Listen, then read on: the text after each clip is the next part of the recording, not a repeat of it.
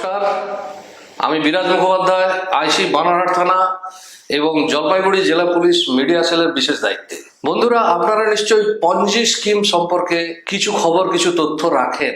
পঞ্জি scheme এক ধরনের লগ্নির scheme, যেখানে টাকা জমা রাখা হয় এবং তার থেকে আপনি মুনাফা সহ টাকা ফেরত পেয়ে থাকেন। কিন্তু পঞ্জি স্কিম ঠিক কাকে বলে, এর কি লক্ষণ এবং এতে টাকা লগ্নি করা কতখানি নিরাপদ, সে সম্পর্কে হয়তো সঠিক ধারণা আপনাদের অনেকেরই নেই এবং এই ধরনের বিভিন্ন স্কিমে আপনারা টাকা লগ্নি করে বিপদে পড়েন। আজ বলবো পঞ্জি স্কিমের কথা, কিভাবে চিনবেন কোনটা পঞ্জি স্কিম এবং পঞ্জি স্কিমের ইতিহাস। এই পঞ্জি স্কিম সম্ভবত সবচাইতে পুরাতন এবং প্রচলিত মানুষ ঠকানোর একটা স্কিম, যা 100 বছরেরও বেশি সময় ধরে আজও চলছে এবং সমান জনপ্রিয়তার সঙ্গে চলছে। এই স্কিমের নাম পঞ্জি স্কিম কিভাবে হলো? সময়টা 1919 খ্রিস্টাব্দ। ইতালির একজন অসাধু ব্যবসায়ী, তার নাম চার্লস পঞ্জি। তিনি ব্যবসা করতেন আমেরিকার ডাক টিকিটের। মুনাফা ছিল সামান্য। এই সামান্য মুনাফায় পঞ্জির মন ভরেনি। তিনি প্রচার করলেন যে তার ডাক টিকিটের ব্যবসায় প্রচুর মুনাফা, এতে যদি কেউ লগ্নি করে তাহলে লগ্নিকারীদের 100 দিনের মধ্যে দ্বিগুণ অর্থ ফেরত দেবেন। অর্থাৎ সোজা কথায় 100 দিনে ডবল।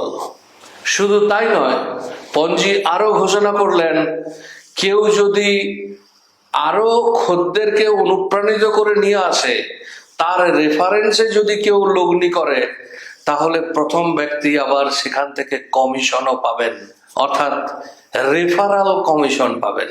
পঞ্জির এই স্কিমে লগ্নিকারীদের লাইন লেগে গেল।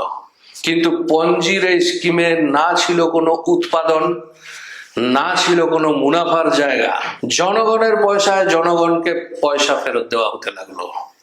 কিন্তু যেখানে কোনো উৎপাদন নেই, যেখানে কোনো মুনাফা নেই, সে ব্যবসা বেশি দিন চলতে পারে না। প্রথম অনেকেই টাকা ফেরত পেলেন, প্রতিশ্রুতি মতো 100 দিনে দ্বিগুণ টাকা ফেরত পেলেন, কিন্তু পেয়ে তাদেরও বেড়ে গেল লোভ। তারা আরো টাকা ওই পঞ্জি স্কিমে লগ্নি করে অবশেষে সর্বশান্ত হলেন। পঞ্জি একদিন হঠাৎই ঝাঁপ বন্ধ করে পালিয়ে গেলেন। অবশ্য এই নিয়ে মামলা মোকদ্দমা হয়েছিল, চার্লস পঞ্জি ধরাও পড়েছিলেন, কিছুদিন কারাগারেও তাকে কাটাতে হয়। কিন্তু পঞ্জির এই স্কিম, এটি অসাধু ব্যবসায়ীদের মহলে বিপুল জনপ্রিয় হয়ে গেল, যা আজও চলমান। এখন এর রূপ খানিক বদলে গেছে, যাতে মানুষ সহজে বুঝতে না পারে এটি পঞ্জি স্কিম। তার জন্য অনেক রকম মোড়ক, অনেক রকম আবরণ তৈরি করা হয়। যেমন ধরা যাক, কোনো একটি ব্যবসায়ী প্রতিষ্ঠান, তারা ঘোষণা করলেন প্রোডাক্ট বিক্রি করতে হবে, মেম্বারশিপ দিন, 5,000 টাকা মেম্বারশিপ ফিজ। এই মেম্বারশিপের বদলে আপনাকে 5,000 টাকার বিভিন্ন দ্রব্য দেওয়া হবে, যেগুলি আপনাকে বিক্রি করতে হবে। কিন্তু 5,000 টাকার বদলে যে দ্রব্যগুলি দেওয়া হবে তার হয়তো বাস্তব মূল্য 2,000 টাকা। এর সঙ্গে আরো ঘোষণা করে দেওয়া হয় যে আপনি যদি 2 জন কাস্টমারকে নিয়ে আসতে পারেন, তাহলে আপনার ওই 5,000 টাকা ফেরত হয়ে যাবে এবং আপনি পাবেন কমিশন বিভিন্ন রকমের। তো এই যে পদ্ধতি, এটি এই 2,000 টাকার প্রোডাক্ট দেওয়া, এটি হচ্ছে এক প্রকার আই ওয়াশ। আসলে এটি পঞ্জি স্কিম। তো এরকম বিভিন্ন কায়দায় পঞ্জি স্কিম আজও চলতে থাকে।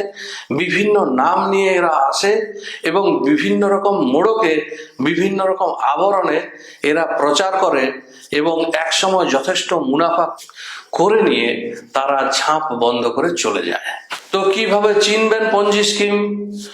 যদি দেখেন রিটার্ন বা বিনিময় অত্যধিক, তাহলে ধরে নেবেন এটি পঞ্জি স্কিম হতে পারে। আর এর সঙ্গে যদি রেফারাল কমিশন যুক্ত হয়, তাহলে অবশ্যই বুঝে নেবেন এটি একটি পঞ্জি স্কিম। তো বন্ধুগণ, বলার উদ্দেশ্য এটাই যে পঞ্জি স্কিম চালু হবে, কিছুদিন চলবে, তারপর এটি ফেল করতে বাধ্য।